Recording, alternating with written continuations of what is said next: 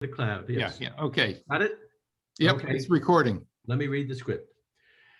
As a preliminary matter, this Gary Ballard, Chair of the Advisory Committee for Non-Voting Taxpayers, permit me to confirm that all members and persons anticipated on the agenda are present and can hear me. Members, when I call your name, please respond in the affirmative. So we'll go down the list. Bill Sherman, you're there. Yeah. Bill? You're on mute, Bill. I think I'm on. Oh, good. No, you're fine. Good. Okay. And Peter Khan, I see. I'm here. And Peter Haley is here. And Kathy's not here. Bill Gardner is here, right? Yep. I don't, Don Green is here. Right, Don? I don't see Lou Bassano. I'm here. You're there? Where are you? Hiding somewhere. Lou, you there? No, I don't see Lou Bassano. But anyway, we have a quorum, so let me continue with the script. This open meeting of the Advisory Committee for Non-Voting Taxpayers is being conducted remotely, consistent with Governor Baker's executive order of March 12, 2020, due to the current state of emergency in the Commonwealth, due to the outbreak of the COVID-19 virus. In order to mitigate the transmission of the COVID-19 virus, we have been advised and directed by the Commonwealth to suspend public gatherings, and as such, the governor's order suspends the requirement of the open meeting law to have all meetings in a publicly accessible physical location. Further, all members and public bodies are allowed and encouraged to participate remotely. The order, which you can find posted with agenda materials for this meeting, allows public bodies to meet entirely remotely so long as reasonable public access is afforded so that the public can follow along with the deliberations of the meeting. Lou Bassano's in the waiting room, Peter, you can let him in. Ensuring public access does not ensure public participation unless such participation is required by law. This meeting may feature public comment as well. For this meeting, insert Advisory Committee for Non-Voting Taxpayers is convening by video conference via the Zoom app as posted on the town's website, identifying how the public may join. Please note this meeting is being recorded and that all attendees are participating by video conference. Accordingly, please be aware that other folks may be able to see you and to take care not to screen share your computer. Anything that you broadcast may be captured by the recording. All supporting materials that have been provided members of this body are available on the town's website unless otherwise noted. The public is encouraged to follow along using the posted agenda unless I suggest otherwise. Before turning to the first item on the agenda, let me talk about the ground rules. I'll introduce each speaker on the agenda if we have speakers. After they conclude their remarks, the chair will go down the line of members inviting each name to provide any comment. Please hold your comment until your name is called. Please remember to mute your phone or computer when you are not speaking. And when you are speaking, please speak clearly. For any response, please wait until the chair yields the floor to you. State your name before speaking. If members wish to engage in a conversation with other members, please do so through the chair. And after the members have spoken, the chair will afford public comment to those members of the public that have joined the meeting via Zoom.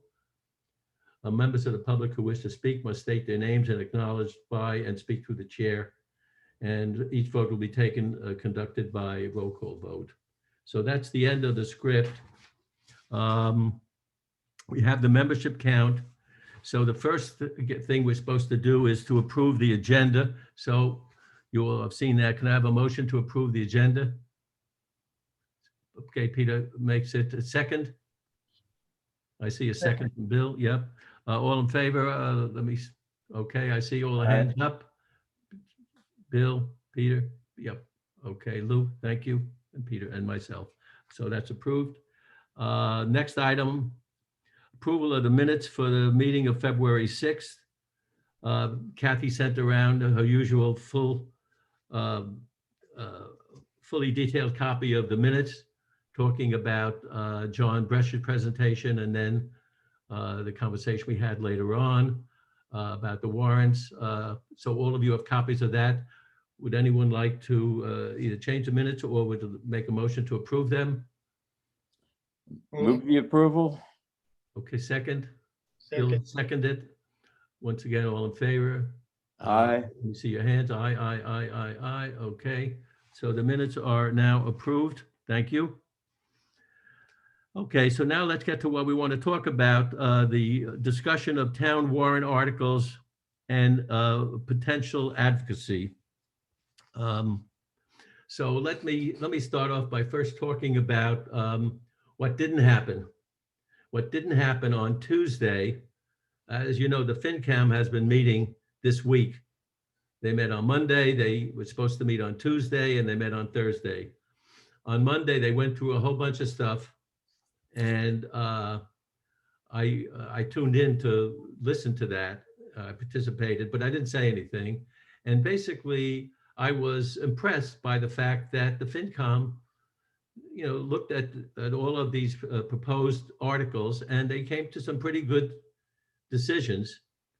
And the ones that are a little bit out to left field, they did not approve. They recommended against, which I personally thought was, we haven't talked about it here, but when I saw what they were doing, I was pretty impressed that I think it's working correctly. So that was on Monday, and unfortunately, I cannot tell you now because I don't think there were minutes of that, unless maybe somebody has to go back to it. It might be on a YouTube, probably is on a YouTube somewhere, to see which of those minutes or which of the warrant articles, which of the articles that were reviewed on Monday were either approved, like the financial ones for the most part, I remember were approved, but there were some non-financial ones that were there which were not approved.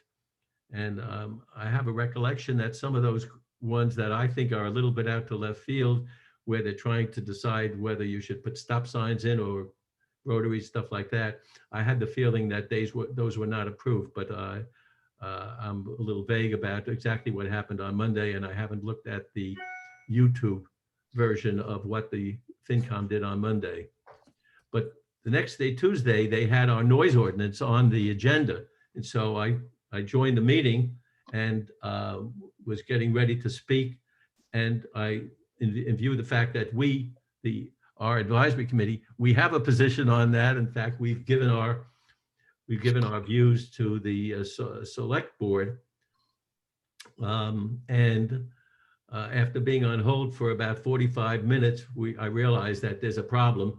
Turns out that they had a technical problem. I think it could have related to the fact that the winds were so high in Nantucket on Tuesday morning that they closed the airport and stopped the ferries. They probably stopped all the transmission lines. I don't know. All I can tell you is after waiting for 45 minutes, I sent an email to Denise. It didn't get back from her, and I just gave up. And then she wrote me that night and said, yes, you must have heard we had technical problems. There was no meeting, but we're going to reschedule that for next Tuesday. So next Tuesday, they're going to talk about our noise ordinance. And I thought I'd spend a couple of minutes with you folks talking about it because either I or if Peter wants to join, or any of you can join, actually. If you all join, we have to post it so you can't all join. But the point is that what the town did, they formed this committee, and Peter was our representative on the committee.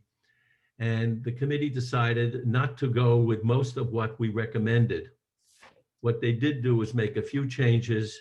I was very disappointed in the changes because the thing that started us thinking about this, the noise thing, was all that construction. And basically what the town ended up doing was about even though we thought our proposal was modest, what the town did was a lot less. What this committee, Peter was outvoted, what this committee ended up doing was saying, we're changing the summer rules, not from June 15th to Labor Day, but from July 1st to Labor Day. And instead of being able to do construction from 7:30 in the morning to 10 o'clock at night, during that period, we're going to do construction from 8 o'clock in the morning to 5 o'clock at night. But those limits will only apply in the historic district, the downtown historic district. And even though I made the pitch clearly when the select board was meeting on that subject, because Peter and I both participated in that meeting, I said, you know, that's very unfair because you're not taking care of any of the citizens. You're not taking care of people in Tom Nevers. You're not taking care of people in Matticat. You're not taking care of people in Brant Point. What you're worrying about is the old historic district, and that noise problem in the middle of the summer, and especially July and August, is something that people have been complaining about, and they decided to do nothing about that for all of these other communities. So what I was preparing to do and what I'm planning to do, unless some of you folks think we should just go with whatever we have, so that there's a little bit of a change there, but it's so modest. But what I plan to do is to say that, in my view, for the town, to limit those modest changes to just the historic district area is unfair, and is actually, I consider it disrespectful for the people in all of these other communities. What do you think, guys? Peter? You're on mute. There we go. Sorry. Let me just admit 2 people are waiting, and Okay. there we go. Okay. I agree with you. And what I suggested, because both Gary and I also spoke at the select board meeting, at which they were considering whether or not to go ahead with the noise article, and made some of these points, and they decided to go ahead with it, subject to a couple of changes that were not clearly on the table that night, and the changes that emerged in the article, the Warren article, which is article number 70. If anybody's looking to find out where this is and what it actually says, it's Warren article number 70. Didn't basically satisfy Gary and didn't satisfy me. What I had proposed at the select board meeting, and had proposed earlier, is that it seemed to me, as Gary says, that it's a matter of principle. If it's good for the downtown historic district, which, by the way, includes Sconset's historic district as well, it ought to be good at least for properties where there's similar density. And so that, and in my head, that was at least 5,000 square foot, because I think that's 5,000 is about the minimum lot size on the island, if I'm not mistaken, in today's world. Yes. And of course, being prone to overreach, I suggested that we start at 20,000 square feet, which is still, you know, it's a little less than half an acre, and you're still fairly dense there. The underlying principle being, if somebody's making noise, somebody's neighbor is going to hear that noise. And when you get out to the very big tracts of land, it's less likely you're going to hear noise from your neighbor. I don't think it was really comprehended by the select board, but I think that we should be pushing for a standard that is broader than the historic district and is based on density, and so the noise would be annoying to people. There's a second point, however, in addition to construction noise. This is a sort of separate, compartmentalized construction noise issue. And the second part is what I'll call other noise, non-construction noise.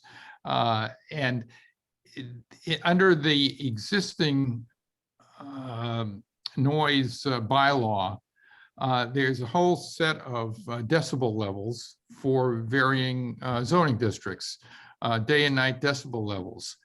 And this new bylaw eliminates that section. And the standard that appears to replace it is just if you can hear the noise more than 100 feet from 100 feet or more from the source of the noise, that is prima facie too much noise. In some ways, I like that standard because it's sort of more easily enforced.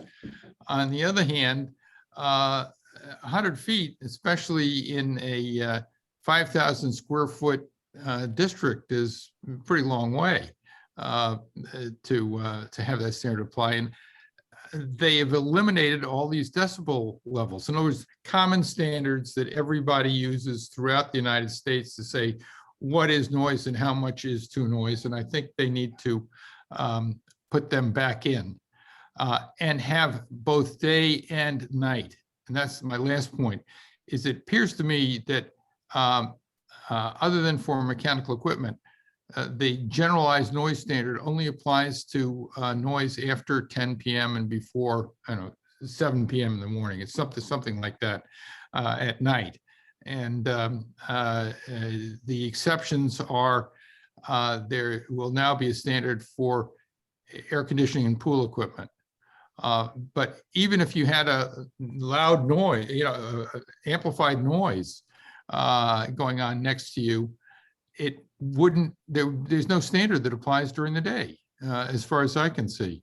And so I think that we need to encourage there to be a standard. So I'll just cut it short there, but there's a lot of noise about noise that needs to be reconciled. Go ahead, Don. I think in a way we have to understand who the we is. I mean, we don't have, at the present time, a force of a whole population of people. I mean, it's just this committee, which is, not, we don't know what is representative of people who live in these other sections of town. We also have to realize that the people who are doing this are earning a living. And somehow come to, instead of some other kind of agreement which can serve both a win-win situation. I don't know. I mean, does the Tom Nevers Association have, or the other associations, back a sort of stricter noise lowering requirement? Unfortunately, we're not allowed to have that. I can tell you this, in Brand Point, we were screaming last summer, and they said nothing you can do about it. Well, And what we're talking about is on the fringes. We're not talking about stopping construction during the week. We're talking about, we were trying to get relief on Sundays and holidays in July and August. You think that's a problem? You think that's going to hurt the economy? That's what I said. And by the way, just so I'm not talking about that. I'm talking about people. What about people? People and People how actually- they earn their living and what needs to be done. I mean, I'm not privy to all those things. It's a little hard to make a decision. I don't find it very hard at all. Who Well, else has a view on that? I do. I mean, construction makes noise. If things have to get done, they work other days. And Okay. usually it's temporary. Hopefully they could plan it so most of it is done and they work inside the buildings, so you don't hear as much noise. Lou Bassano had a hand up. Lou, you're on mute. You're still on mute, Lou. Keep trying, Lou. Okay, there you go. Okay. I'm out at Tom Nevers, and we have construction out there like everyone else does. There's growth out in that part of the island right now. But the problems that we have out there are a lot more than just construction. The main problem that we're encountering is the old Tom Nevers Naval Base, where people gather on Sunday afternoon and they bring a vehicle with a speaker that sticks out of the back of the vehicle, and they play loud music that I can hear at Tom Nevers, Old Tom Nevers Road, as clearly as I'm talking to you. You call the police and they're not going to come out because they have other problems. It takes 2.5 hours to maybe get them out there, and there's nothing that they can do. I mean, they'll try to go over and talk to the people to lower the volume, but it's a major problem that all of us on Tom Nevers, that part of Tom Nevers has. So the problem of noise is a lot more than just construction.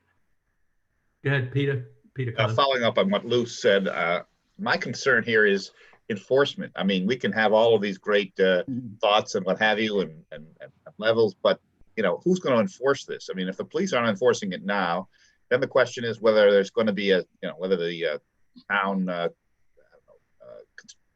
public works department. I mean, it seems to me that until we have some sense of an enforcement policy here that and I don't know what we're recommending. This is, we're probably spitting in the wind. Yeah. Let me, if I may respond, unless somebody else has another comment. What Lou and Peter just bring up is probably at the heart of resistance to the noise, updating the noise bylaw in a way that makes, at least to me, makes more sense. And that is one of the participants and is the assistant chief. He is the keeper of the noise meter. And he has the enforcement problem, maybe getting more people, more noise meters and more policemen trained, but then that means you need more police, probably. But I think that enforcement is a secondary problem. But let me just, the assistant chief spoke to how they go about doing it, which is basically by using prosecutorial discretion, basically trying to talk people down, give them warnings, and getting people to realize that they're disturbing other people. And I think that is a reasonable and sensible approach. They make very few arrests, if any, and that it usually works. But I think at the outset, whether or not you have enforcement, you need standards. So that at least people, when they talk to each other, can say, well, it's loud noise. Well, that's my freedom of speech to make loud noise. Well, if we have standards and they're reasonable, that people can agree upon, that's a start. I think one of the biggest issues that the police department does have is noise complaints. So it's a problem throughout the island. In need of a solution. The existing bylaw is apparently out of date because it sets noise standards for the various zoning districts, but those zoning districts, as listed in the existing bylaw, are no longer accurate. I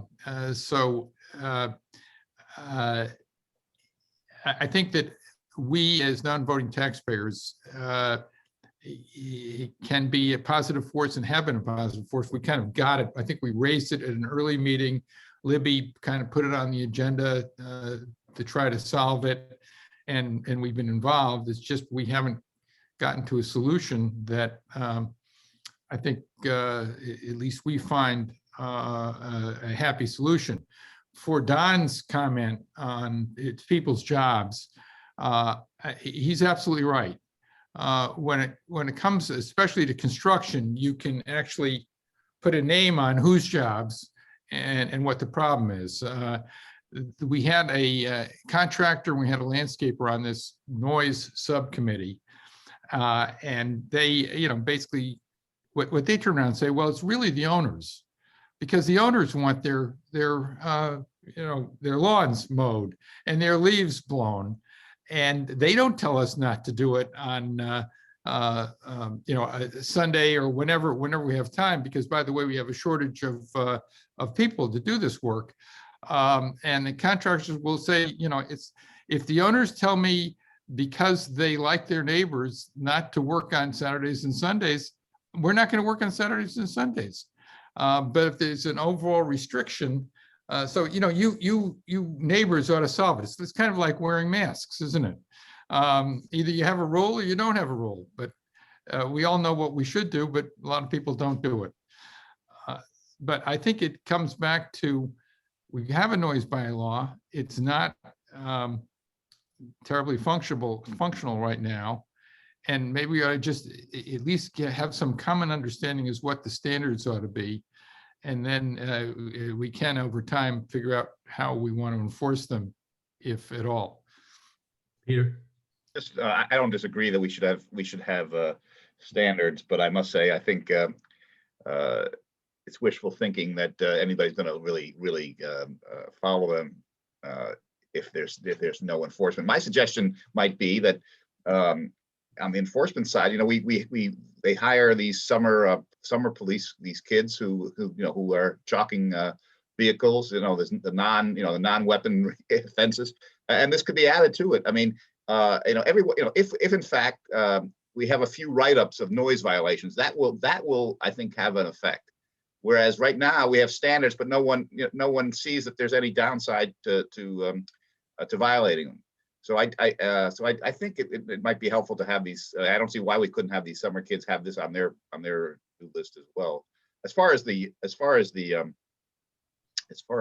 construction workers go, I obviously we're all concerned about that. But I think, as I understand the proposal, by and large, I mean, we're talking about. I guess the only day we're talking about is Sunday. You know, where there would be no work, arguably. And after hours. So I don't think that's so restrictive at all, to tell you the truth. I mean, pardon? They rejected that.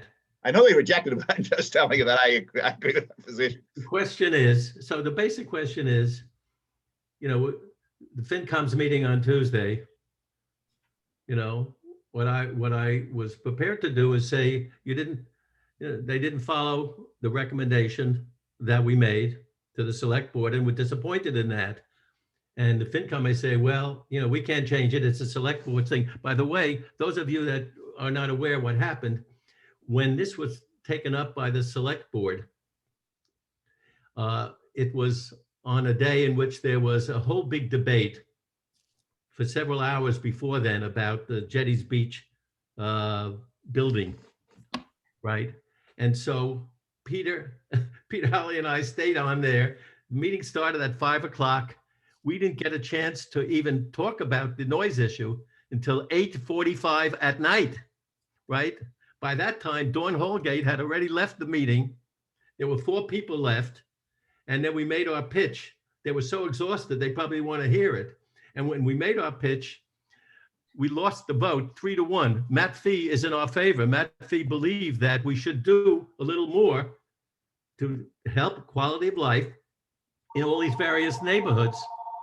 So he voted for us. The other 3, you know, Melissa and Christy voted against us, and Jason Bridge was on the cusp, but he ended up voting. So we lost 3-1. Dawn wasn't even there. So that was the end of the vote. I'm not sure us going, even Peter and I can go to the meeting on Tuesday and just say we're disappointed. Mostly I'm disappointed that the other communities on the island are not covered. Now, once we say that, I'm not sure what the FinCom can do. What should they say, well, then we're going to vote, then we're going to recommend against it? Would that be good? That there's, you know, there's a modest little change that they offered, those 3 hours on between, you know, 3 hours between 8 o'clock and stop at 5 instead of 8 during those 2 months. So that's a little benefit. So is it worth us? Because I don't think they're going to change the whole thing. And I'm not sure they would. I'm not sure. The question is, should we even consider asking them to vote against the whole thing and leave the old rules in effect? Because the old rules don't help us at all. Do they have, I'm sorry. I would suggest that we Yep. recommend that we take no action because it's not an article that should be considered, that it needs additional work. If we accept what they did up to this point, they won't come back and visit this again. We want them to come back and visit this again. The only way you're going to get that is saying that this article is not where it should be. It needs additional work. Okay. Who else? Peter? I guess I don't understand the how it works, but I thought that if this was something that the selectmen had already voted upon. I'm not sure I understand why it goes back to the finance committee for approval to go to the town meeting. I They would do, think- they do. They actually come up with a recommendation for everything, including the select board articles. Okay, Yeah, the select board is not the legislature. It's, I guess it's more Executive. like the town manager. Don? Yeah, I was just wondering, I know for construction projects in the town I lived in, notices were sent to the abutters that the project was going to be done, and did they want to go to a hearing to discuss any issues they had with the construction. Now, that would be a way of dealing with the construction, but for noisy equipment, that's sort of another thing, but maybe just as a gesture that people know to ask the surrounding people where they know they can hear the noise if it's going to be okay. Don, I can tell you that unfortunately, as sensible as your view is, it's not the law in Nantucket. And I can They tell you, don't ask in butters? what happened is, I can tell you because we watch the HDC hearings all the time, and I've watched many times, the neighbors come and they object to something and they say, well, if you're going to take it down or do it, at least don't do it during season. And the HDC says, sorry, there's nothing we can do about that. Oh, all right. Yeah, my understanding though is that the planning board does have authority, but what Gary just described is probably not a planning board issue. If you have to go to the planning board to have approval, apparently, if it was in the historic district in the past, they would basically restrict the time in which you could do your building to months other than the high season months. Right. The planning board can only do that if they need approval, and most of the projects are ANR, approval not required. And Right. therefore, unless it's in the historic district, they can't do anything about it. Who else had their hand up? So, Bill Gardner. Yeah, I agree completely with Lou's point. I mean, if you don't put the brakes on now and never get a chance to revisit the issue. Okay. Any other comments, Peter? Yeah, just to sort of fill out the noise thing, there are two other noise warrants on the noise articles on the warrant this year. We're number 70. Number 71 is just a part of ours. And that is noise from, outside mechanical equipment, such as fans, air conditioners, you have it. Which I think we ought to support because it's something that we advanced. One of the funny things about Article 71, it refers to the noise standard in the current noise bylaw, which of course is being removed by the proposed noise bylaw. And so, but I think we should support outdoor noise from air conditioners, pool equipment, and whatever else. The other one has to do with landscaping equipment noise, basically leaf blowers. They voted against that. Yeah, excuse me? FinCom voted against that. They did. Okay, did.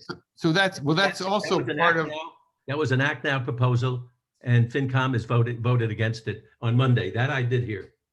So thank you. So that's very interesting because that's also part of this noise bylaw. So that's, I guess, another point to be brought up is that that's part of the noise bylaw that's being proposed in Article 70. Peter, why would you think we should support Article 71? It's an exemption from the noise, not an addition to it. It's an exemption from it. No, I thought it was. No, it's an exemption from it. Well, let me look again. That guy's trying to make sure he's not barred by, he wants to run his equipment. So Lou and Bill Gardner have suggested that we we asked the FinCom to disapprove the recommendation. While we're waiting for for Peter to look that up. Yeah, you're absolutely right. Yeah. Thank you. Okay. Any comments from a couple of members of the public are here? Robin's here, and there's a couple here whose name I don't see. Virginia, any comments on that? No? Okay. So what do you guys think? Yes, hi, Jon Delano, Yeah. a 42-year property owner in Tom Nevers. Yep. I think Lou is right on. Okay. Mr. Chairman, first of all, thank you for doing this. Noise is an issue. It's certainly an issue out in Tom Nevers, and I know it is around the island. So thank you for what you're doing. But I think the notion of not endorsing something that is inadequate makes perfect sense. And you really want to bring this issue. You want to keep this issue alive Right. for the future. Great. So thank you. How about a motion? The motion. Somebody want to make a motion? Yes, Lou, make the motion. A second? Second, so the motion is not to endorse the new Our bylaw. motion is to tell the FinCom on Tuesday that we don't know if they'll even listen to us, whether it'll have any effect, but although Robin thinks we have a lot of power in this world, I'm not sure the FinCom is going to agree very much with us, but at least we have a position to take. So let's have a vote on that now. So A moment of discussion.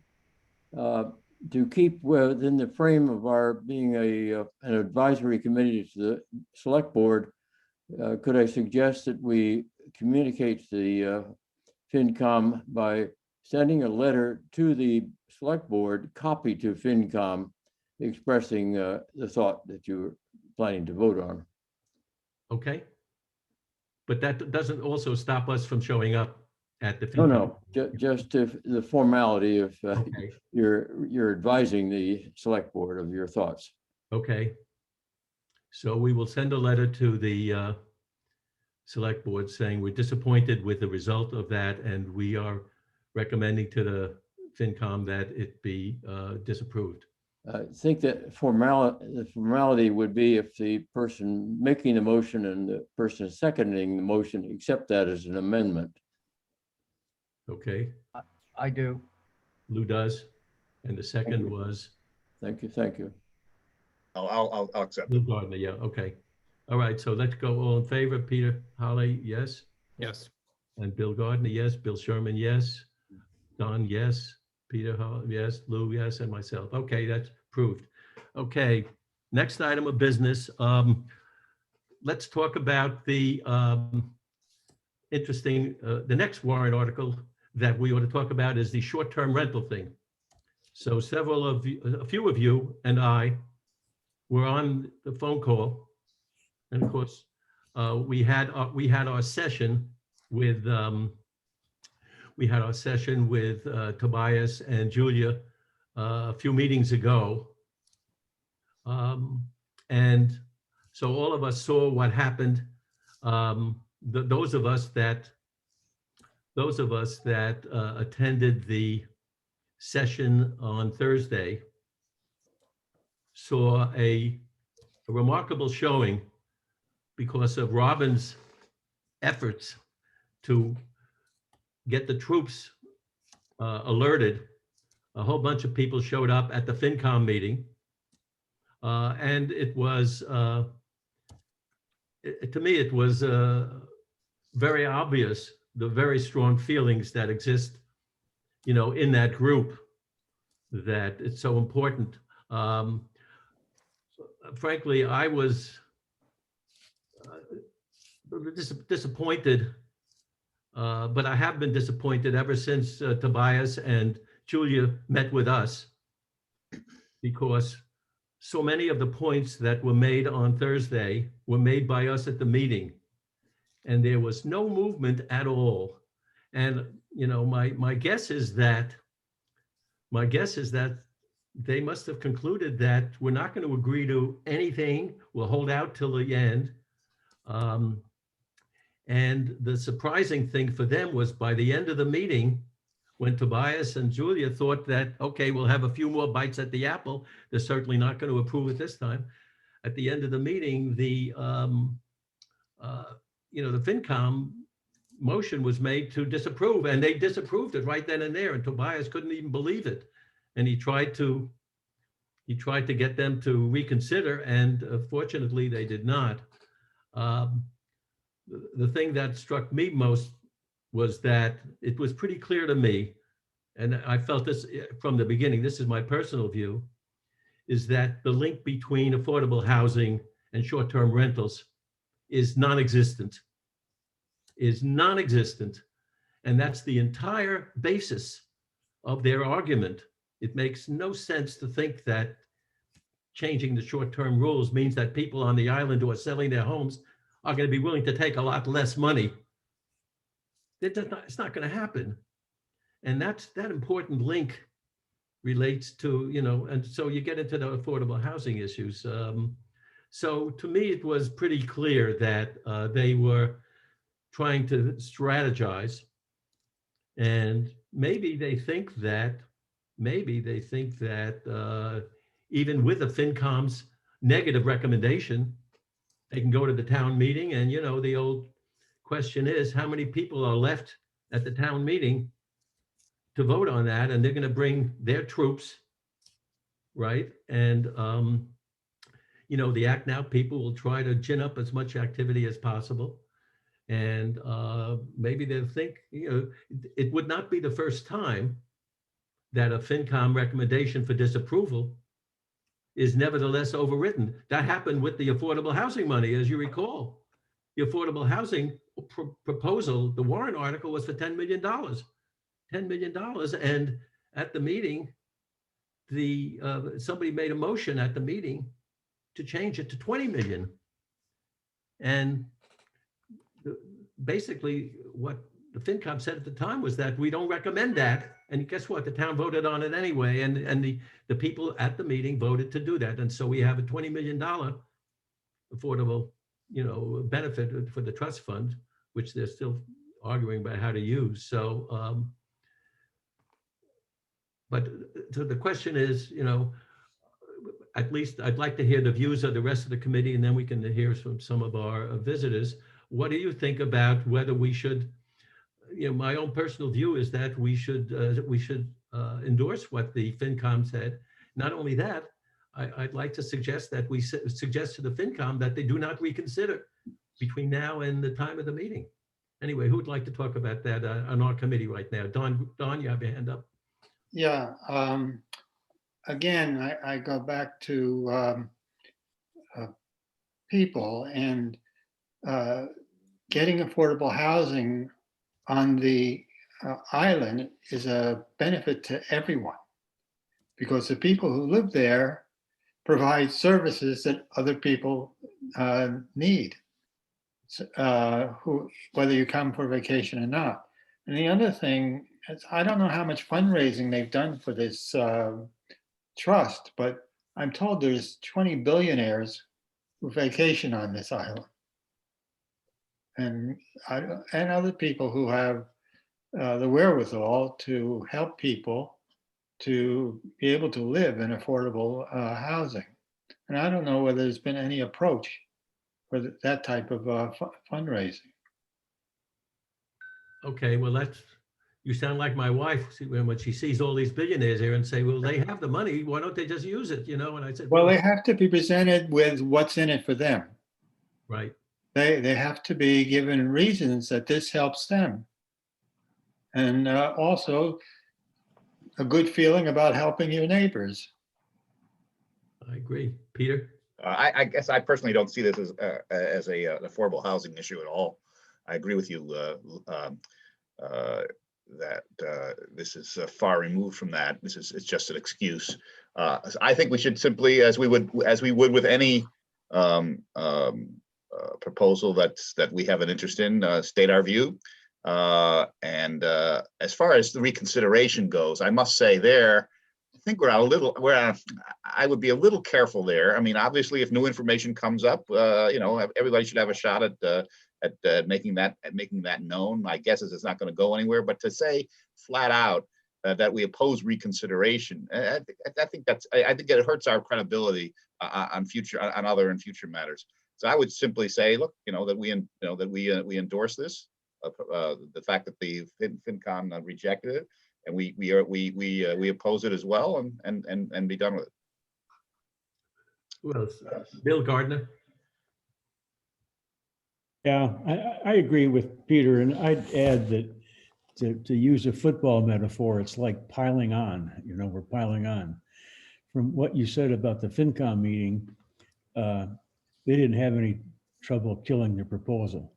And you said it shocked Tobias. But I think at a past meeting, agreed we'd sit back and wait and find out what the FinCom did. And the FinCom has done his job. I think we can just walk away right now. And I don't think we need to pile on and kick them while they're down. But I also agree with your point and Peter's point that there is no connection here, certainly not a logical one I can see, to affordable housing. Who else has a view? Peter? You're on mute, Peter. My view is what you expressed, Gary, with the exception of no reconsideration. I saw a FinCom that is not very anxious to have a new proposal. They've asked a number of times, are you going to change this, to the proponents? And the proponents have basically been, playing smoke and mirrors. I don't think that a new proposal, unless it's a wonderful proposal that everybody can embrace, is going to get an approval from FinCom. So I think we ought to just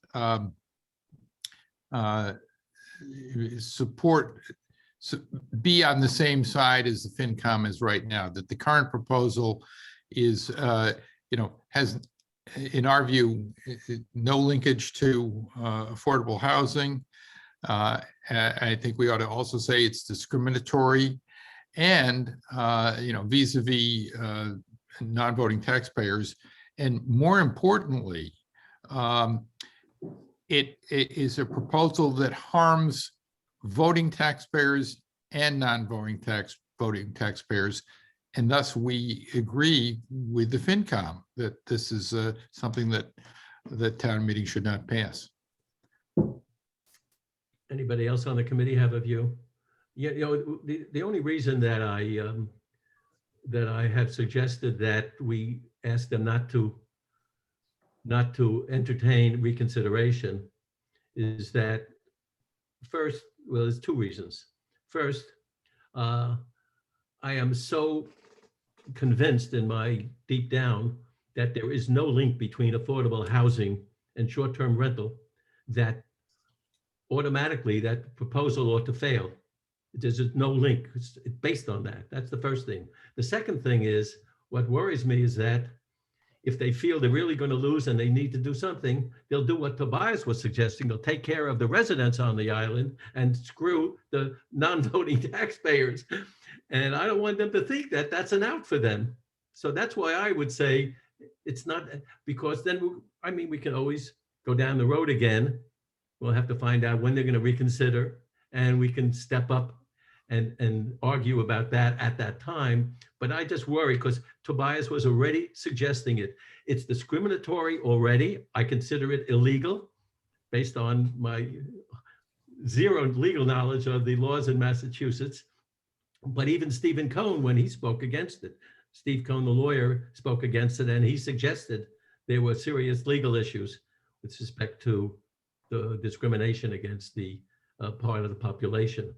So that's why I would, that's the only reason I would recommend that we say but I'll, I'm not the deciding vote here. But if they came, but Gary, to take it to its logical conclusion, if they came back, in the unusual circumstances of saying, okay, we're going to accept everything that Robin and the various groups have proposed, why shouldn't, at that point, I mean, it just strikes me that we are making, it's a very slippery slope for us to be arguing that that groups should not have an opportunity to amend their proposals and represent them, if the board even will hear them. I'm not even sure there's enough time for the finance committee to hear them. But I think I would just do what Peter Holly suggested. Go, support your position, but without the urging them not to. Bill Sherman. Bill Sherman here. I've for many years, starting when I was chairman of the Zoning Board of Appeals and continuing living in Nantucket year-round and continuing to date, to have an abiding concern about the overdevelopment of properties with second dwellings, where both the primary and the secondary dwelling are both used for short-term seasonal rentals. I think the intention in creating the possibility of secondary dwellings right from the beginning in order to get the zoning law passed was to curb somewhat. But when the zoning law was written, the effort to curb was reduced to just language saying the purpose of the secondary dwellings is such and such, for basically for family and friends and so forth, but it wasn't written into restrictive zoning text.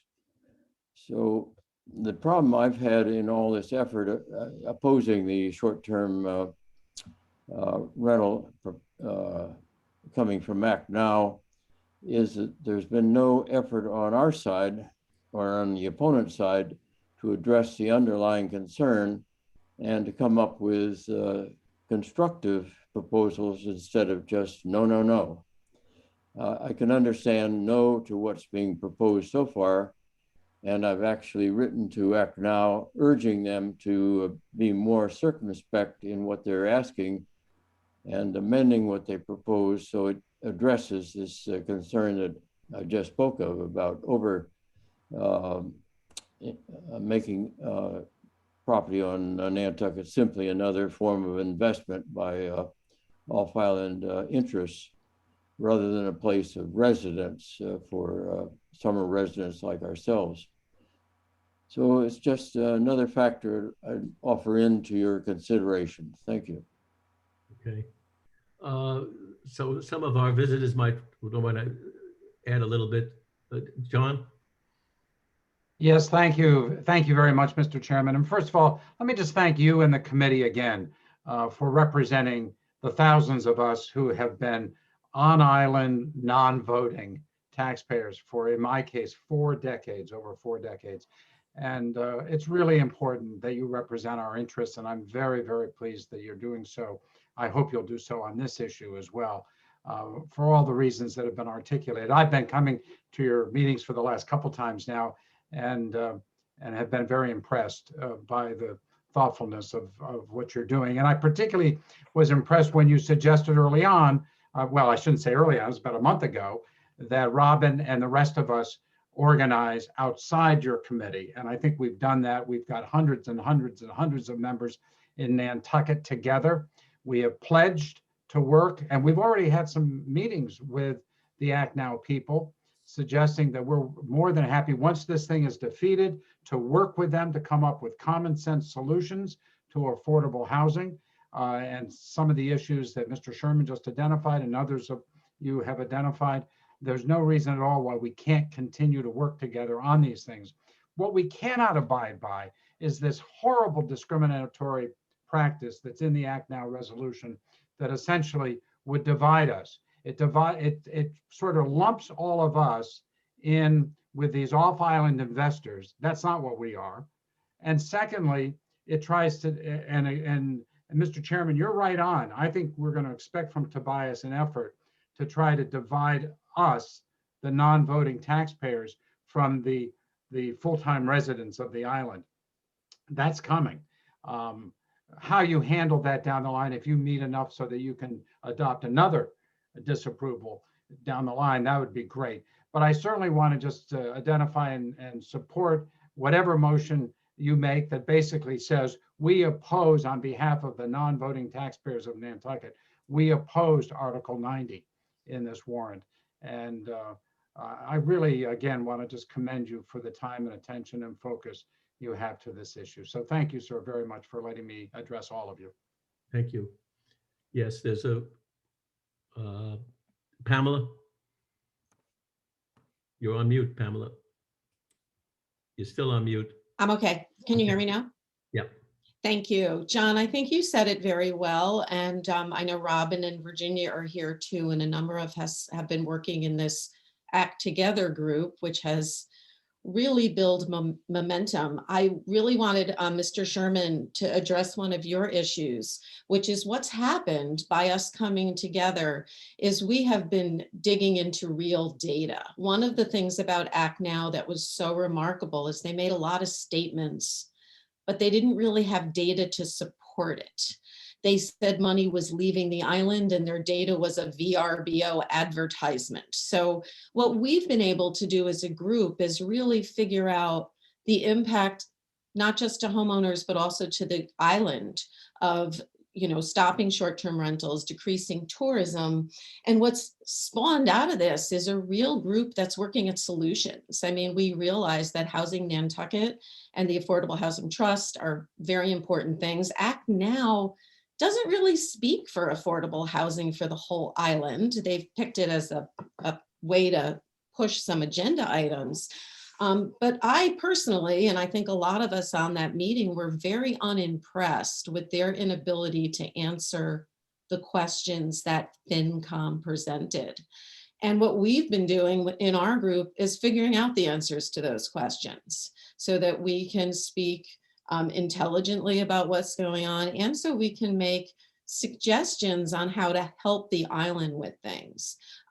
There's just too much restriction in that article and much too much divisiveness and offense to what they call part-time residents. And as someone who's been there for 30 years and lives in the historic village of Sconset, where I dealt with noise and I've dealt with other issues, I just feel that that we're doing very positive things, and that it would be a very positive move for us to support, for you all to support FinCom and ask for no reconsideration, because what they're going to definitely do is just try to appease local residents, give them more rental time, maybe another car, etc.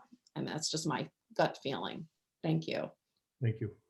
I wonder if we might recommend, rather than simply a defeat of the article at town meeting, instead that the select board appoint an ad hoc committee to look at the issues and see if there is some constructive way sensitive to the interests of the non-voting taxpayers as well as year-round families to address any way of speaking to short-term seasonal rentals that does have a favorable effect on affordable housing or in curbing any excesses that the committee might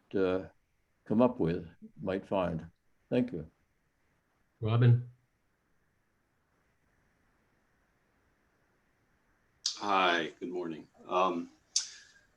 So first of all, just by way of introduction, John, who just spoke, he had to leave. He had another meeting, but he, Kathy, and I are co-founders together of this group. And Virginia and Bob, who are on this call, as well as Pam, are very important committee members with us. So just by way of introduction. And I also wanted to say that I appreciated Peter's comment where he said, I tend to overreach. I also do that in my emails. So I can relate to that. And I apologize if my email of last night came over as a bit punchy, but there are a lot of people involved. I just wanted to highlight a couple of things. One is that, Bill, in reference to your comments and concerns, I had a very long conversation on the phone with Matt Fee. And Matt went through his list of concerns about affordable housing and traffic and noise by some rentals, Figawi, music, etc. And I said, Matt, I think if you were to talk to our committee in total, you would find that a majority of us agree with your concerns. So that's not the issue. The issue is laying all of the blame on short-term rentals and in essence trying to control and in effect hurt thousands of people directly and potentially put the island's economy at risk. And also what we're finding, and Pamela alluded to it, this effort by Act Now is much more insidious than people recognize. And we are scrambling because, as you know, we're weeks old, where Act Now has been working at this for a year or more. We are finding data that is blatantly mislabeled. They have mislabeled on page 11 of their PDF, I think it was 500 or 600 homes lost to short-term rentals and investors. When we looked to the data and we actually contacted HUD, Housing and Urban Development, which were the source data, they said, no, those are purely vacant homes, which may be vacant because they are for sale, for rent. Those are not our labels that Act Now is using. So I could go through, and also they have in their presentation, they label Inspirito, Marriott Villas. They own 0 properties on island. They are rental agents, the same as a real estate agent. So I don't want to take up a lot of the committee's time this morning, but I want you to be aware, and we are scrambling because we are going to circulate this information that a lot of what Act Now is presenting is highly misleading in order to further their cause. So also we have committees within our organization looking at affordable housing, looking at all these issues. So Bill, we commit to do this, but in the first instance, we want to make sure we're not distracted or give Act Now a basis when their entire premise is faulty. So our focus is to defeat the article while committing to address the problems on island. Good. Facts will set you free, hopefully. Yes, Virginia, and what's your name? Bob. Bob? Hi, thank you, Mr. Chairman. I'm Bob Vidonius, my wife, Virginia. We've been here since 1999, and we're able now to spend a lot more time on the island. We started out with a small cottage in Codfish Park. I won't go through the whole story, but we wouldn't be here if we weren't able to do short-term rentals in 1999 when we bought our first house. With good fortune, some sweat equity, we've been able to move out to Quidnet. We don't support, obviously, the Act Now warrant, and would appreciate, this committee representing us as non-voting taxpayers and recommending against it. Personally, at that meeting the other night, I personally was offended in a lot of ways in which the Act Now representatives were separating us from the full-time residents. I think it is discriminatory, and frankly, it makes me angry. We have friends here. We have friends in the community. Just to offer a quick snippet of the real life situation and the non-linkage of this article and the affordable housing issue. I'm afraid there's a perception among some of the people we know that short-term rentals are taking housing out of the market. They reference that 600 number that's being put out. Last night, we had a meeting with our caretaker. He's been our caretaker for about 5 years, and we actually are friendly with our caretaker. And we go for walks, we go for dinner. We were at their wedding. We know them. They called us and asked us to come over last night and talk to us. And they're struggling with remaining on the island. He's been here 20 years. He was fortunate to buy a small house, but he's struggling with employees, keeping employees. He trains people, they leave because they can't get housing. He works on houses that were bought for $700,000. People do improvements on them. They become worth $1.2 million, and they become not full-time rental. They become summer residents with some rentals. And really felt their struggle around the affordable. They have somebody living in their basement. I don't want to interrupt you, but we know we know those issues. Well, I'm volunteering for the Coming out where you'd like us to come out, and that's because not because we're coming out where you'd like us. We're coming out because we think this is the best thing we should be doing for the island. That's how we are. I agree. I'm not just making this a personal I issue. don't want to go into these long stories because everyone has individual stories.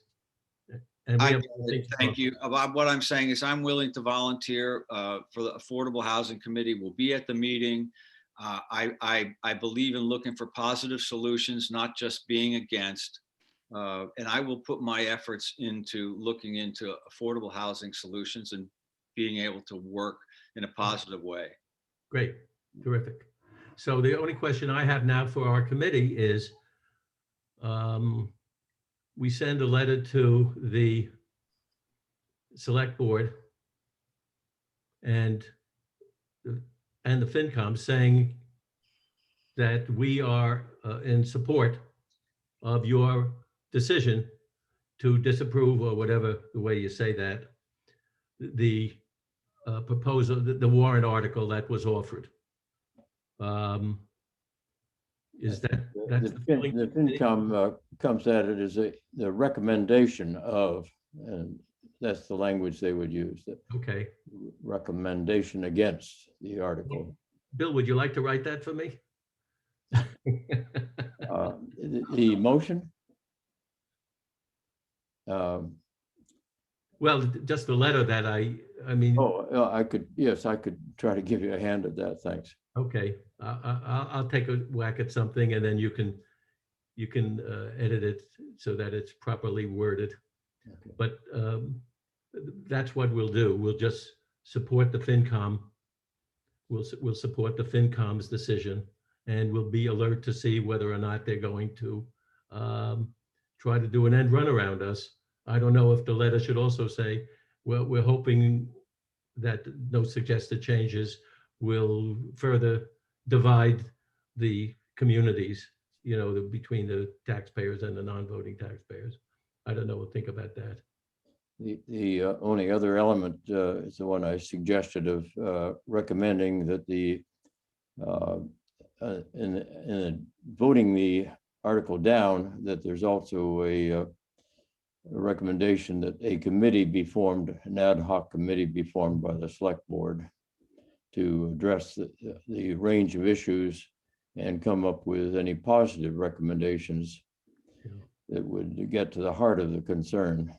Yeah, I don't oppose that recommendation necessarily, but I can't believe that the select board doesn't have ongoing active review of affordable housing. I mean, that's been the big issue. So no, it's not the question. The focus would be on short-term seasonal vacation rentals and their impact on all aspects of the island.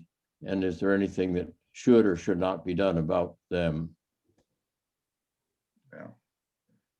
I don't, you know, the last time we asked for an ad hoc committee, it didn't work out so well. That was from the noise. Yeah, I might do it on my own in the room. if you prefer. Don? I think one of the problems is language. And we call it affordable housing. And that conjures up a certain image in people's mind. And we have to change that. We are a community, we are a society here. And actually, Nantucket is unique. There's no place on this island where you don't feel safe and feel it's a neighborhood.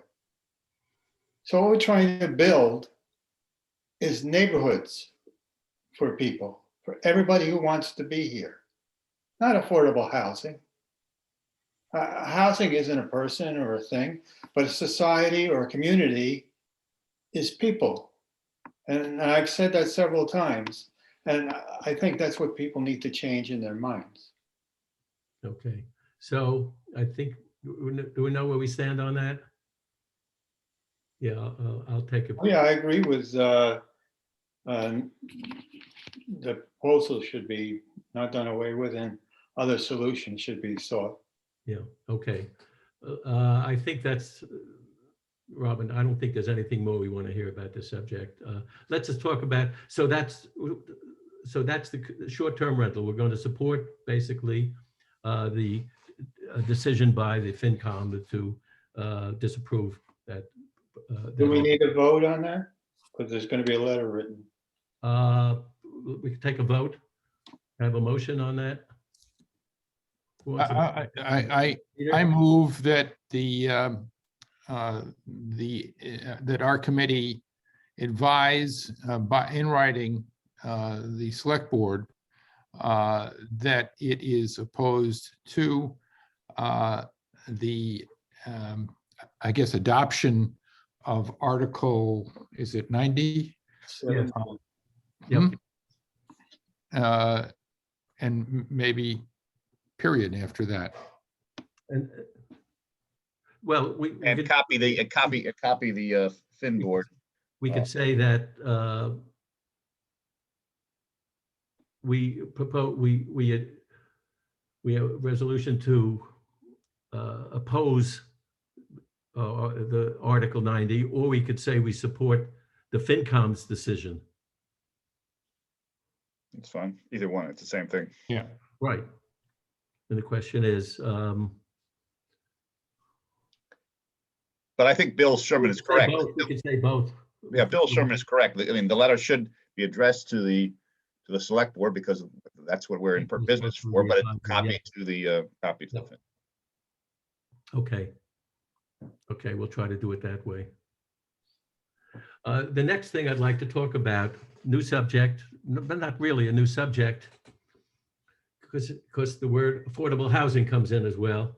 When I think about, I sent members of the committee a suggestion to see if there were some other articles that we ought to be weighing in on. And the two most important, I guess, so far were the noise and the short-term rental. When I think now of, and I glance quickly through, Bill Gardner did not like me recommending that everybody read all 159 articles. And I didn't read them very carefully. I could tell you perusal, right? But the other one that is pretty controversial, and I'd be interested in your views because it goes back to affordable housing, is a proposal that Brooke has made to devote 1/4 of the land bank funds for affordable housing. Now, the one thing we have not done as a committee, and I don't know if we have time to do this, is we haven't had someone come to us from either the land bank or from Brooks Group, right, the Affordable Housing Trust, to appear before us and say, this is why we think it's a great idea, or this is why we think it's a terrible idea. And the question is, we don't have time to do that. Unfortunately, the FinCom will be taking up that particular issue in the next week or so, according to my understanding, okay? And therefore, we will not have had the opportunity to meet with either the land bank proponents or the affordable housing proponents on this particular proposal. So the question I ask members of the committee here are, how do you feel about it? Do you think, I mean, we could just based on our own knowledge, many of us have spent decades on the island and have pretty good views about these issues. And in a sense, we might be able to come up with a consensus that this is a good idea or a bad idea, but it would not be quite as fact-based as it would have been had we had the chance. And one of the reasons, by the way, we didn't have the chance is that Brookmore didn't even come up with this thing until the last minute. So we wouldn't have had a chance. So what do you think, guys? Bill Gardner, what do you think? Yeah, well, I mean, I said it in my email to you. To me, it's a total non-starter to divert land bank funds. I don't see why they want to do that. I understand what they say, but I don't accept the reasoning. To me, the land bank is sacrosanct. It's one thing to put a golf course on land bank land. Now the next thing is going to be a dog park. Being a dog owner, I think that's terrific. But to start encroaching on a primary funding mechanism for keeping the island as uncrowded as can be, I just don't see it. Affordable housing is a very complex issue. Look at all these committees and everything else that's covering it. I just don't think they should tap into the land bank. I don't know what everybody else would think, but if a lot of people, like a majority, agree with my view on this, it'd be very easy just to state it as the view of the committee. Peter? I would hold off. I think this is, we all have our views, but I'd like to, it seems to me that when the committee votes on something, it should be an informed view. This is, as Bill Gardner says, obviously, I mean, this issue of affordable housing is a very complicated issue. For one, I'd like to better understand the conservation group, whatever they call it, and how they preserve land vis-a-vis the land bank. I'd also like to better understand the trust that's been established for affordable housing and whether this $20 million, why this $20 million isn't sufficient at the moment. So at this point, I would suggest that we just stand by, and that's, this is not going to be the end all and be all at this particular time. This issue is going to be around for a while. Sherman? Those items might be useful topics for summer meetings. I agree. I think I tend to agree.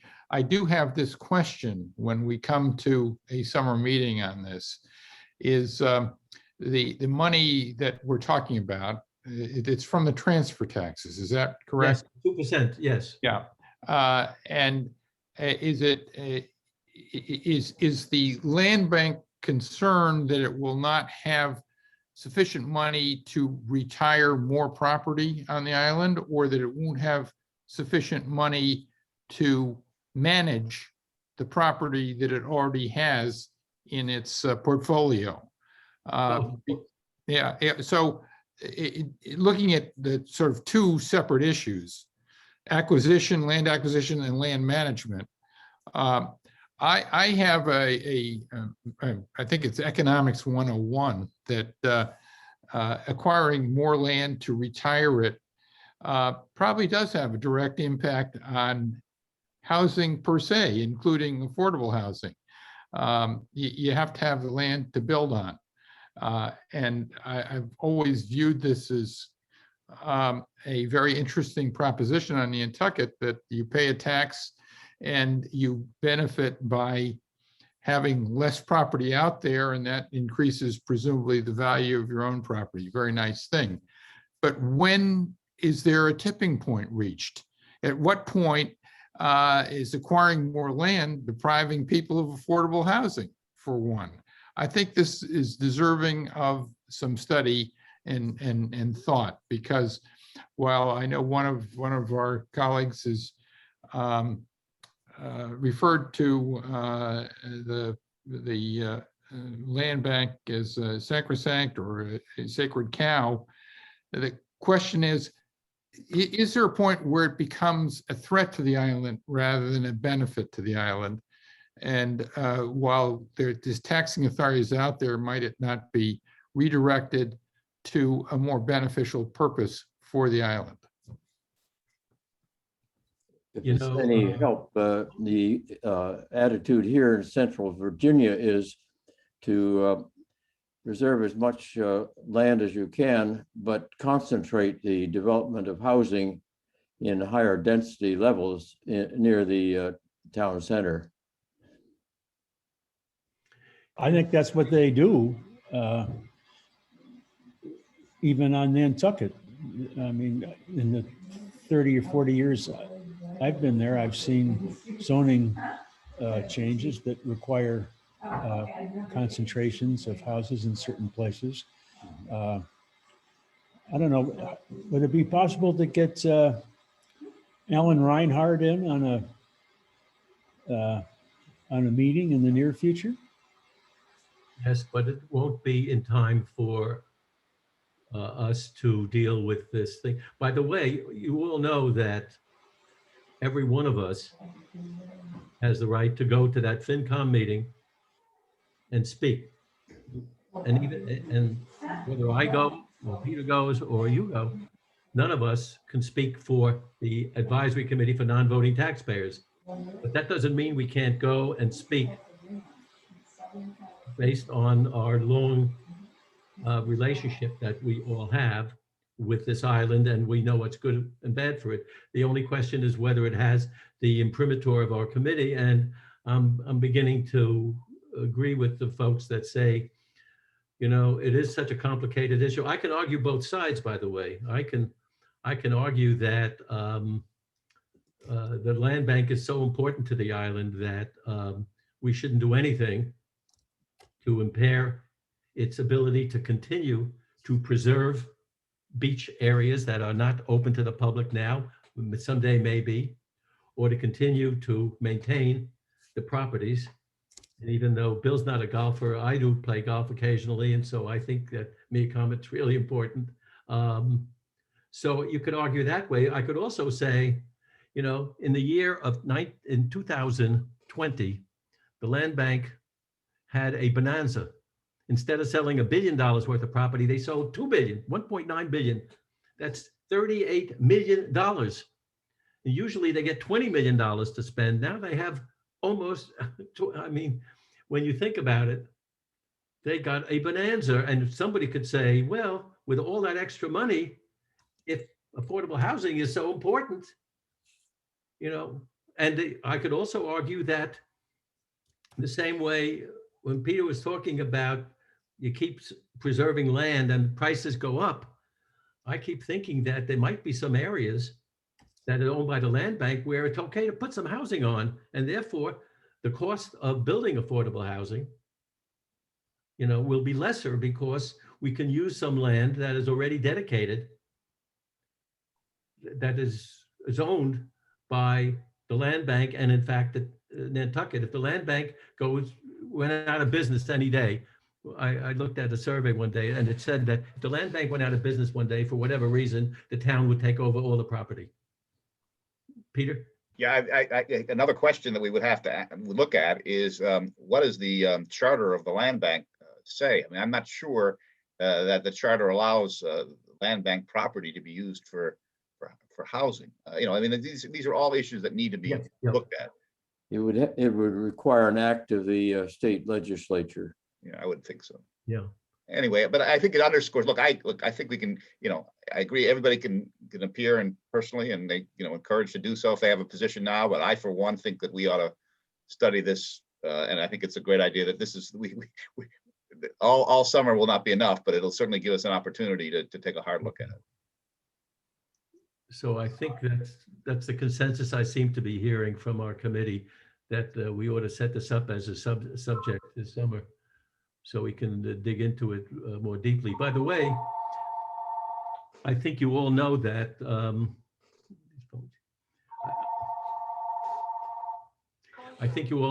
there is a bill that is pending, but unlikely to get passed before the Massachusetts legislature, that would devote 0.5% of all sales of property in Nantucket to the Affordable Housing Trust. So the people who are working on affordable housing some time ago had a bill drawn like the land bank bill, which provides 2% paid by the seller, the buyer, 2% by the buyer that goes to the land bank for open space and right. This other law, which has been proposed, is that the Massachusetts legislature would provide 0.5% of every real estate sale, but this would be paid by the seller. And then to make sure it doesn't hit any locals, it has to be property over $1 million or $1.5 million or something like that, but still.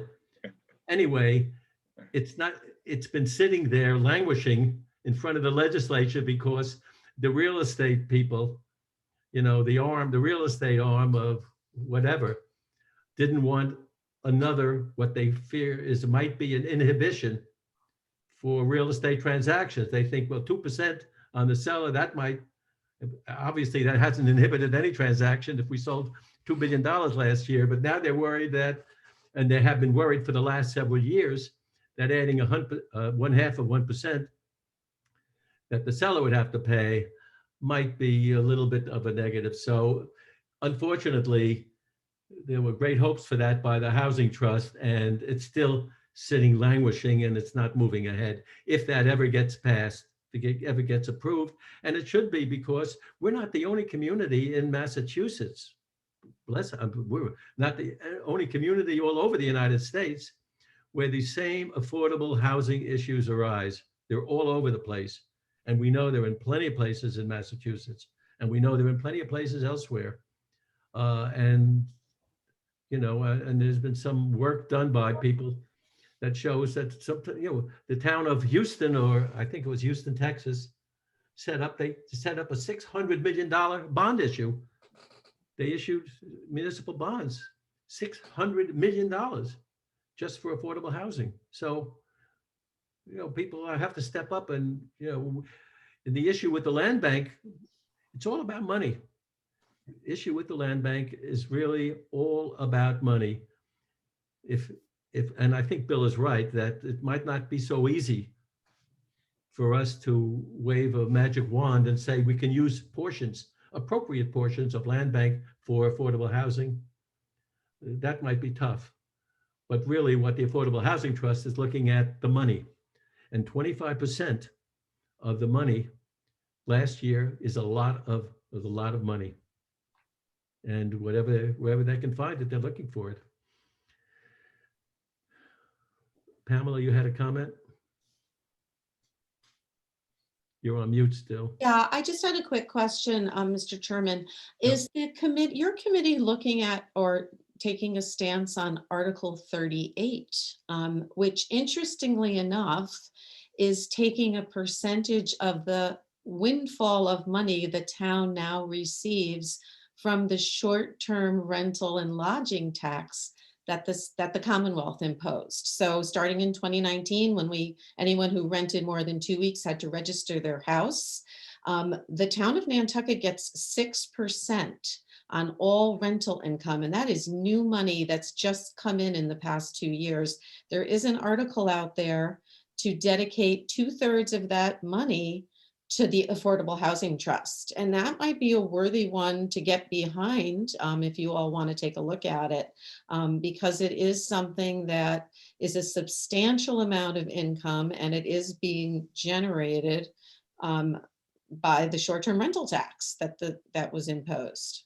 So just a comment of, one not to forget about. Bill? There's a principle of government that disfavors restricting the use of revenue flowing into a governmental body.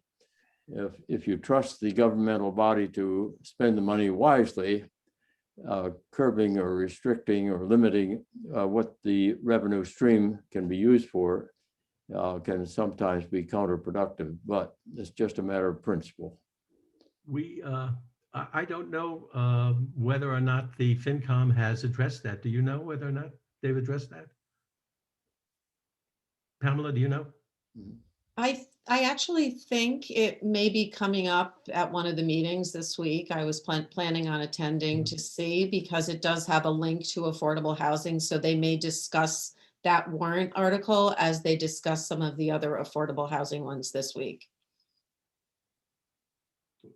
Well, in answer to your question, no, we haven't thought about it because we're not really, no one brought it up, and so we're not familiar with, we don't have any details on it, so I'm not sure anybody here would feel comfortable about.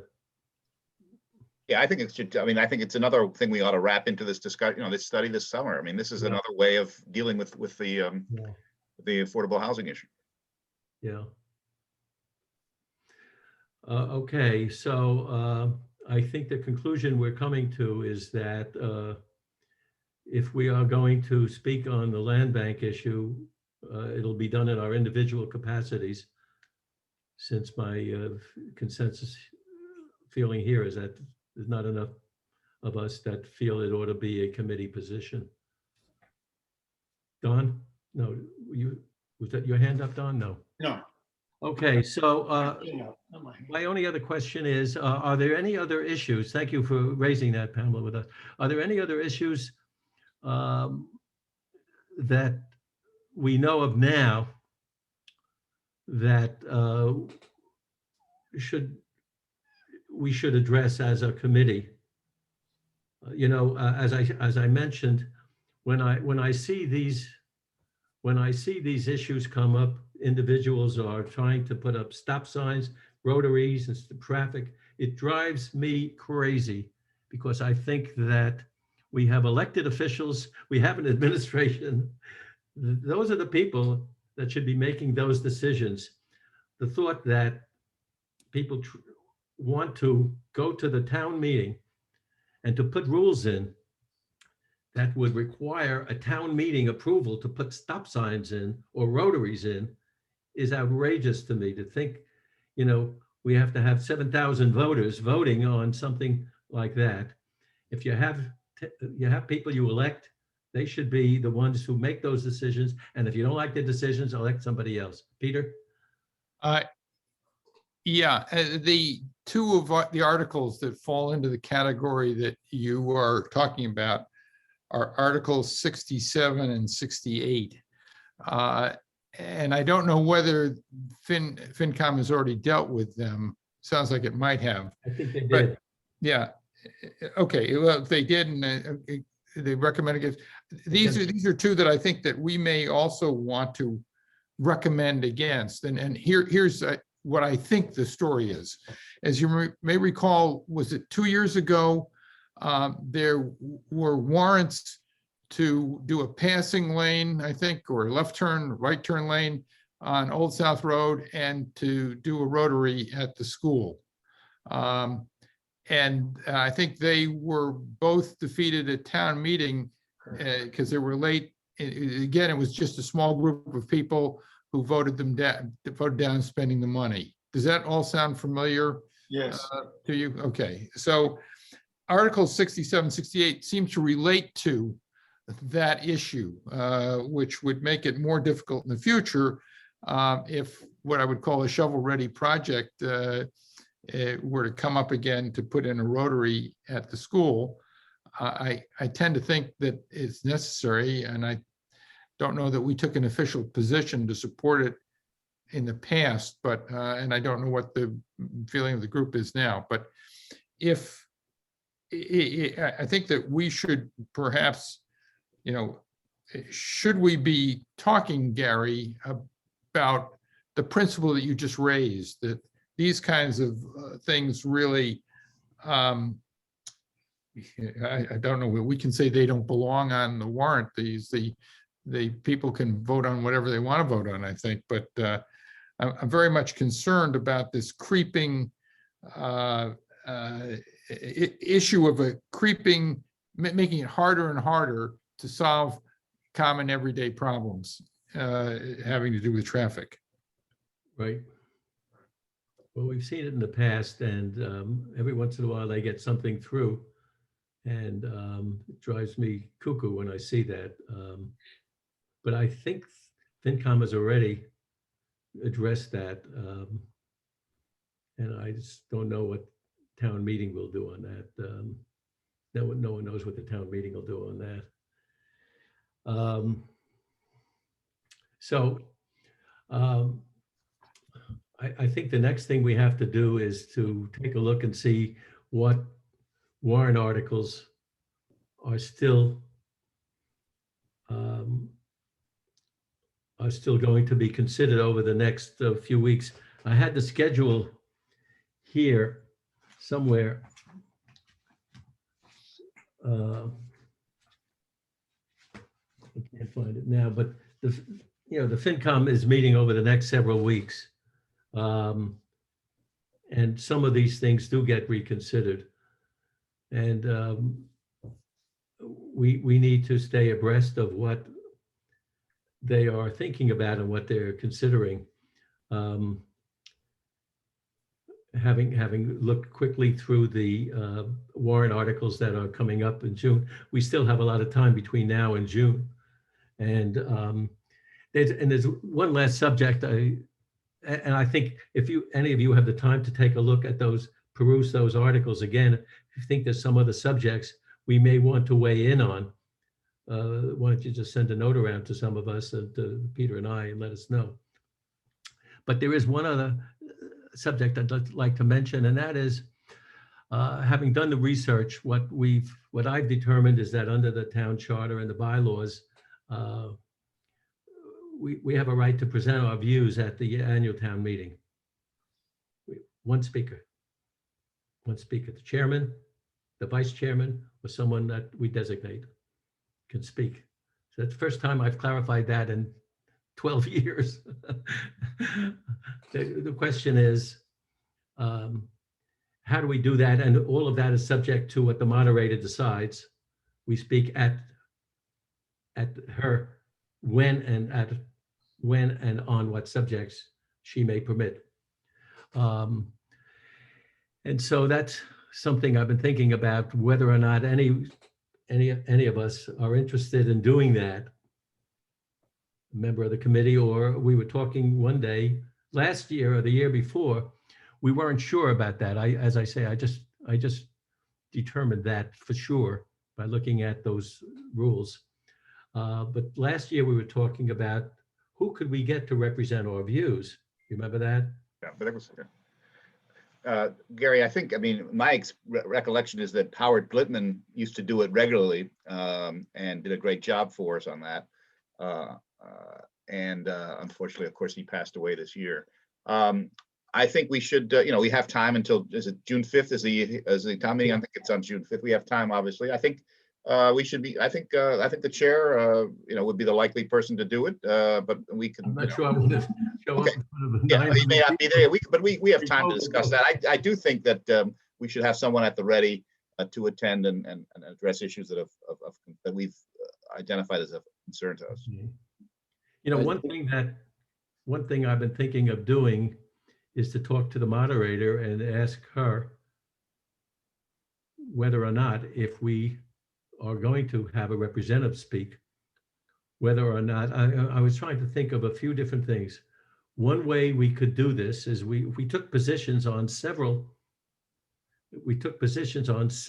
warrant articles. If no one showed up, we could at least provide that information so that it can be said, not necessarily a point of view, but in theory, when the article is introduced, in theory, the moderator could say, and the Advisory Committee for Non-Voting Taxpayers has asked me to inform you that they have recommended against approval of this item. So that's one way to do it, is to just provide our views on several warrant articles and then have her announce that. A second way of doing that is to have one of us appear, someone who's willing to be there at 9 o'clock in the morning and stay till 3 o'clock in the afternoon in the middle of a schoolyard in the middle of COVID-19. But maybe by then the pandemic will be over, but and someone could be there. And then the question is, would that person be allowed to go to the mic each time there's a warrant article that we have a view on? Could we do that 5 times, 10 times? Or do we get one shot at the apple, you know? So I don't know what the answers to that. Bill, you have any views? I don't think the bylaw restricts, but I think the sense of or the purpose of the bylaw is best realized if the person put forward by the ACNVT to speak on its behalf at the town meeting stays pretty much within the parameters of what has actually been voted by ACNVT, rather than going off on just personal reactions and then purporting to speak for ACNVT when we've not actually addressed the issue of a particular article. I agree with that. We agree with that. Yeah. I think I think Gary, you should just, you should check with the moderator. I don't think I mean, I think it's a given. I mean, I think we should approach it as a given, though you can certainly confirm it with her, but I wouldn't give her any opportunity to tell us we don't have an opportunity, don't have a right to be there. But I do think it could be good to clarify ahead of time. So when we have our discussion about how we, what we want to do, that we know whether we can speak on each of the items that we have a committee view on, or whether we have to do it all at once. Yeah. I recall Yeah. the statute says in such manner and at such times as, something language like that, as moderator may approve, but so. Well, I think maybe because it seems to be fluid, and I guess none of us know how Howard approached this in the past and what he did. It makes the most sense to me that as each article comes up, I take it it's either read or announced, and then there's some opportunity for comment, and then there's a calling of the question to vote. Is that the way it works? Yes. It would seem to me that in order to be effective, our representative, where we have a position, we've taken that position, be one of the speakers that's called to speak for or against the article, and say their piece and do it that way. Bill? Actually, Howard Blitman only showed up maybe 1 or 2 times, but he did take the occasion to acquaint the people attending the town meeting with what the ACNVT was all about. So it was sort of a PR as well as an opportunity to speak on a particular article. Okay, we don't have to flesh So that out. if I think it's something we should do if we have, if we think we can make a contribution that it would be not just welcomed by the non-voting taxpayers, but by the people at the meeting, that the views are, something that they can chew on and think about. I'm not sure that's the case. Well, 400 people show up, they're not really interested in our views at all. well, no, we need to make them interesting. But that maybe the way, so one point is to, I think, liaison with the moderator and see if you can get established, what it is that this opportunity is and how it should be approached. And then the other would be for us to have a meeting, I don't know, 2 weeks before the town meeting, where we clarify what is going to be presented, and almost be a moot court, so to speak, and make the most of the opportunity that we have. There's probably only a handful of items on which we would want to present our views. At best, I'm guessing. I mean, we certainly unlikely to get involved in some of the financial,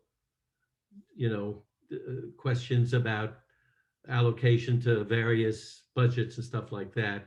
And most of those aren't even discussed at the annual town meeting. Most of those are not called. Is put up and they are just voted on electronic. This year it'll be electronic as well. And there's not even a discussion of them. It's only when someone wants to oppose something or discuss something that they actually have a discussion on it. So Maybe Gary, you could define, between now and our next meeting, which is, you could talk to Sarah and report back to us. That might be. Yeah. When should we have our next meeting, folks? Be in April. April. Let's just see. Oops.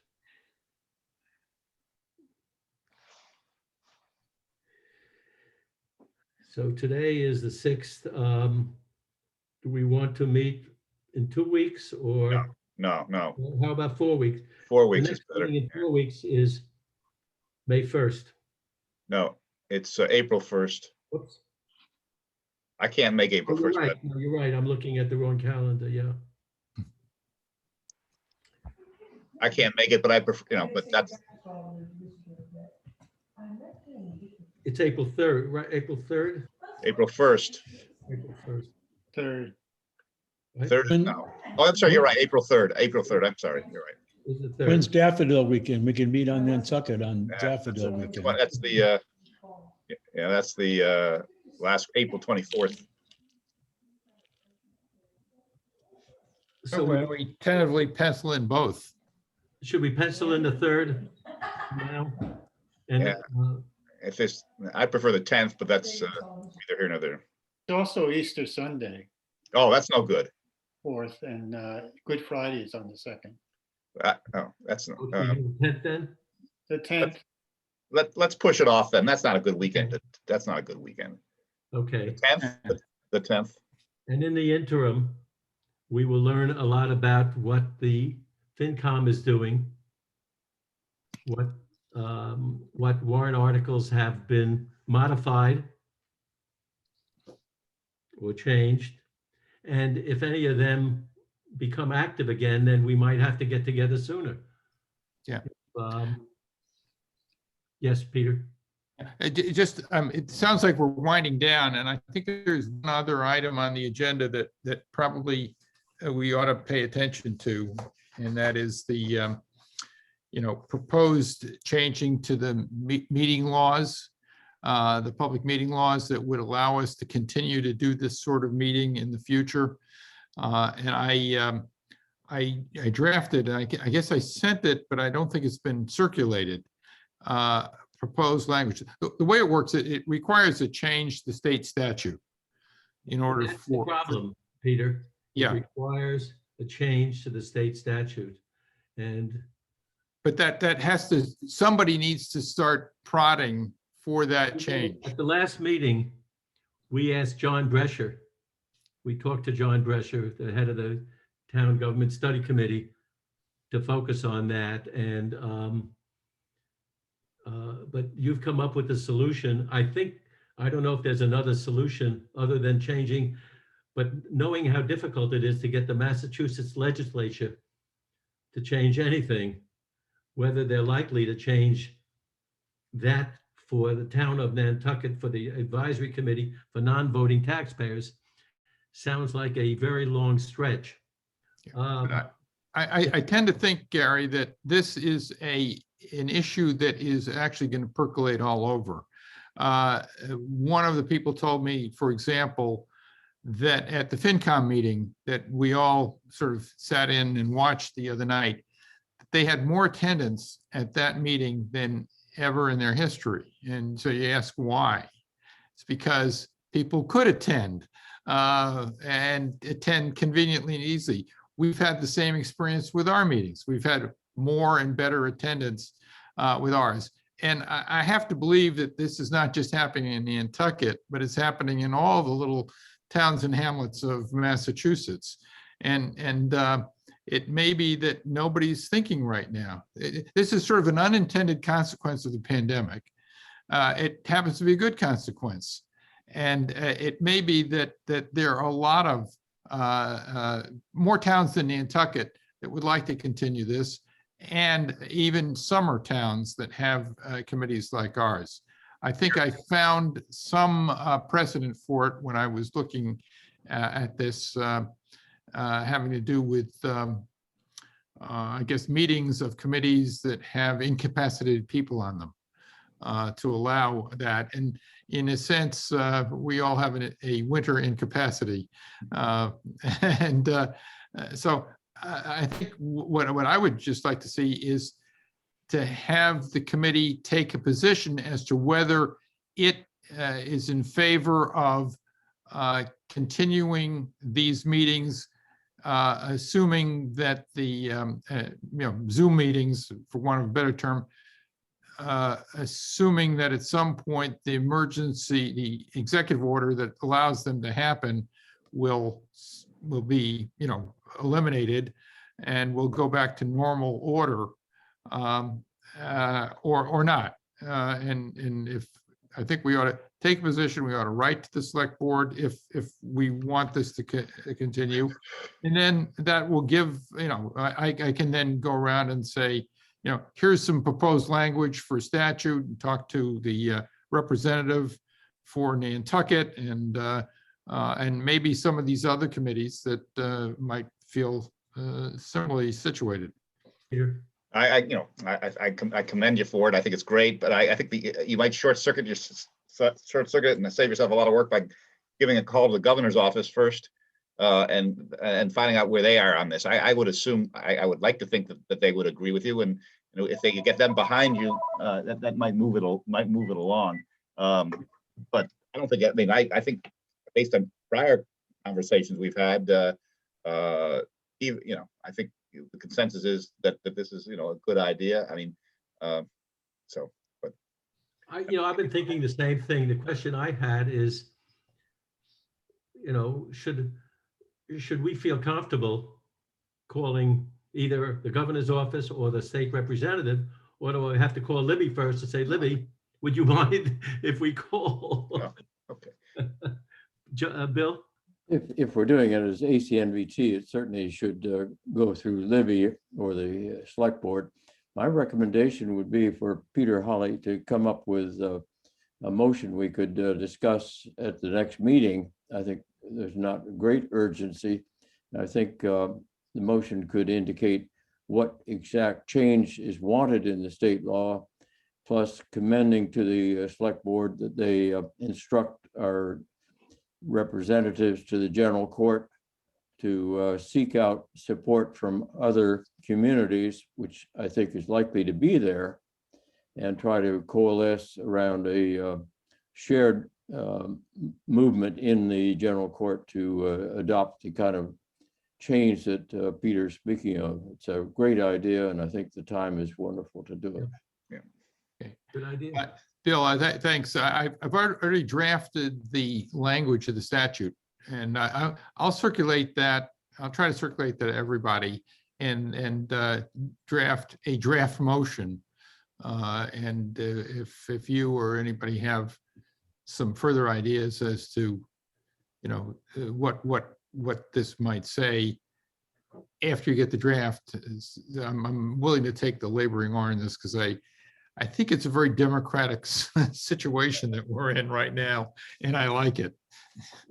I think Libby also has contacts across the state with other town managers and so forth, and she could hustle up some support. Peter, was your language, I remember you sent me, I saw it and it looked pretty good. And it tracked where you said they had made special accommodations for people who had infirmities of some sort, right? Yeah. But I'm trying to remember, was your language limited to Nantucket? That is to say, was it so? I have a recollection that the language that you wrote was so specific that it would only apply to the Advisory Committee for Non-Voting Taxpayers of Nantucket. Was that the case, or am I'm trying to remember myself, but what I did is I basically just either copied the statutory language or the Attorney General's regulations, because I think it's the AG that has regulations in this area, and then tried to initially make it targeted. But I think I wrote it so that it was sort of targeted to seasonal committees or seasonal, so as not to be, I'm trying not to threaten committees that really either shouldn't meet this way or really don't want to meet this way. My recommendation would be to Make it all. not restrict it except to advisory committees, to distinguish them from regulatory committees. You don't want the planning board, the zoning board of appeals, HDC and so forth to be brought into that if you could help it. Yeah, I think it was restricted to committees rather than, more governmental, decision makers. Yeah. Yeah. But I'll look at it and look at it with that in mind and make whatever adjustments should be made. And then I'll either I'll circulate it, or if I can't seem to mechanically do that, ask Kathy to help me to do that. Okay, I remember I looked at that and I said, that's a good start. And the only question is how we do that and go through the select board or go through Libby. I think we all concur that it's something that a lot of different municipalities ought to be thinking about, businesses as well. I mean, everybody's thinking about once we go back to if we go back to the real world of person-to-person meetings, will there still be an opportunity to have people join electronically? Is it time to entertain a motion to adjourn? Okay, so let's say the next meeting is going to be April 10th. But if something occurs in the interim that requires, we have a few Saturdays in between now, we might be able to get together more quickly if something is needed. Okay, and since this is being recorded, right? We can wait for Kathy to come back to do the minutes, or we can draft Bill Sherman. I'm Okay, he's out of the business. Bill's out of the minutes business for now. He had his time. Motion to He did adjourn. very well. Others can learn. Thank you all for attending, and thank you for members of the public for joining us and for your views. We appreciate the feedback. Thank you for having Stay us. safe. Take care of Thank yourself. Thank you. Thank you. Thank you. Bye-bye. Bye.